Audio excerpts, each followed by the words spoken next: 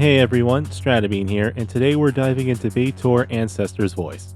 Betor is a 3/5 spirit dragon with flying and lifelink that costs 5 mana in Abzan, and their effect is, at the beginning of your end step, put a number of 1/1 counters on up to one other target creature you control equal to the amount of life you gained this turn.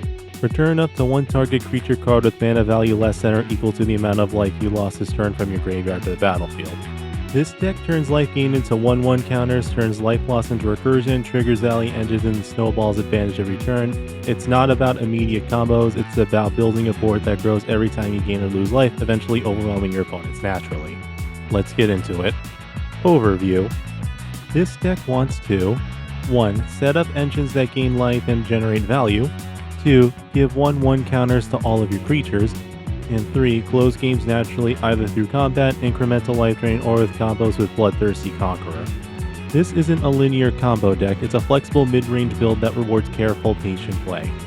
Core synergies. Synergies are your Lifegain synergies, your Lifeloss synergies, and your counter synergies. Your main Lifegain synergies are Celestine and Rodolph, which turn your Lifegain into recursion, the Wind Crystal and Rock Faithbender, which double the amount of life you gain, and Whip of Erebos and Vault of the Archangel, which give your creatures lifelink, with the latter giving them Death Touch if you pay the mana for it. Your Lifeloss synergies can turn into Life Drain to your opponents, and turn your own Lifeloss into recursion and value. Veto, Thorn of the Duskgrows converts your life gain into direct damage over time. Darkstar, Augur, and Dark Confidant make you lose life in exchange for getting more cards into your hand. Valgavoth Terror Eater lets you steal your opponent's permanents at the cost of your life total. And Bullets to Citadel lets you cheat out spells from the top of your deck in exchange for life. This deck grows by putting 1/1 counters on all your creatures. Archangel of Thune, Lathiel, and Nykthos Paragon give counters whenever you gain life. Branching Evolution and the Earth Crystal double the amount of 1/1 counters you get from effects. Terra, Symbiosis, and Hollowmurk's Reach turn your counters into draw power. The Great Henge also gives you draw power and guarantees that your creatures come on the board with a 1/1 counter on them. And Ouroboros gives counters to all your creatures every time you go to combat. Support and control. Heroic Intervention protects your board from board wipes. Children of Corliss resets your life total, keeping you alive. Assassin's Trophy, Withering Torment, Feed the Swarm, Swords to Plowshares, Path to Exile, and Will of the Abzan provide removal. Doom Whisperer and Ripples of Undeath can get your creatures into the graveyard, while Priest of Felrites, Reanimate, Evolution Witness, and Eerie Ultimatum can get them back. And Betor, Kin to All can provide draw power, untap all your creatures, and be a general scary threat, as it can also cut your opponent's life totals in half at the end of your turn. Combos. As mentioned earlier, the main piece in both of your combos is Bloodthirsty Conqueror. The other two pieces are Aetherflux Reservoir and Veto, Thorn of the Duskgrows. Here's how to pull them off. For Conqueror and Veto, you need to have both of them on the battlefield and a way to gain life. Step 1. Gain life. Step 2. Veto will trigger, causing your opponents to lose life. Step 3. Conqueror will trigger, gaining you life.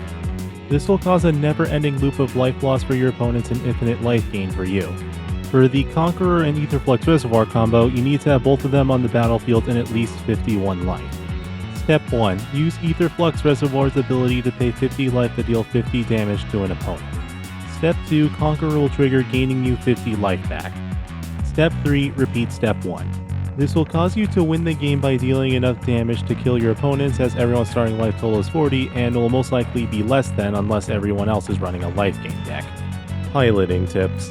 In the early game, focus on ramp and setting up Lifegain engines. Play all of your talismans and or pain lands to get early life loss and early Lifegain creatures like Children of Corliss or Envoy of the Ancestors.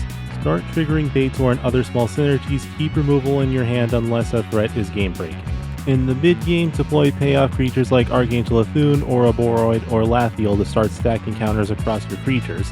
Play card advantage engines like the Great Henge or Black Market Connections. And use removal selectively to protect your board or slow aggressive opponents. Begin applying pressure gradually while continuing to grow your own board.